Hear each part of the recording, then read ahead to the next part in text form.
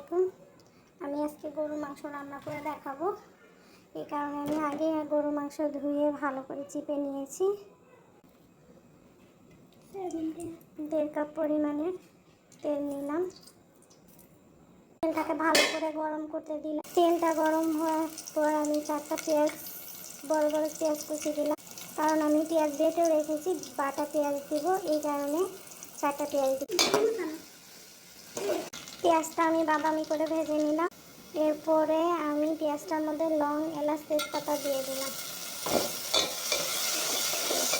এটা বড় বড় রসুন আর পেঁয়াজ বাটা দিয়ে দিলাম।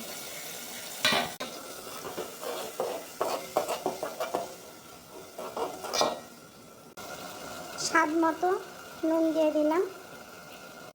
হলুদ 1.5 চামচ, মরিচ 3 চামচ, কারণ আমরা একটু ঝাল বেশি। জিরার গুঁড়া 2 চামচ, জিরার গুঁড়া দিলাম 2 চামচ। এখন পরিমাণ মতো একটু পানি দিয়ে দিব মশলাটা কষানো পর্যন্ত, যতক্ষণ না তেল ছাড়ে। আমার মাংসের মশলাটা সুন্দর তেল ছেড়ে দিয়েছে, দেখেন। এখন আমি মাংসটা দিয়ে দিব। বিসমিল্লাহির রহমানির রহিম।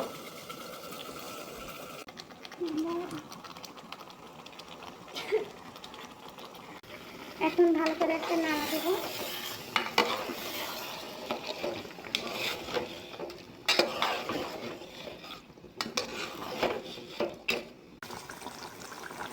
আমি অফলাইনে 3-4 বার নাড়া দিয়েছি।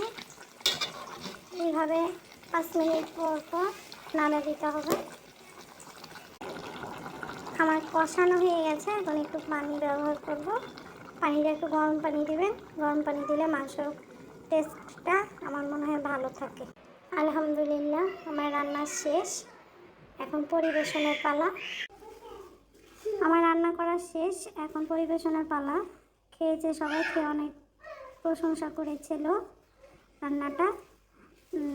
গ্রামে সহজ সরলভাবে রান্না করা। যদি আমার রান্না আপনাদের ভালো লাগে তাহলে আমার চ্যানেলটাকে সাবস্ক্রাইব করে দিবেন।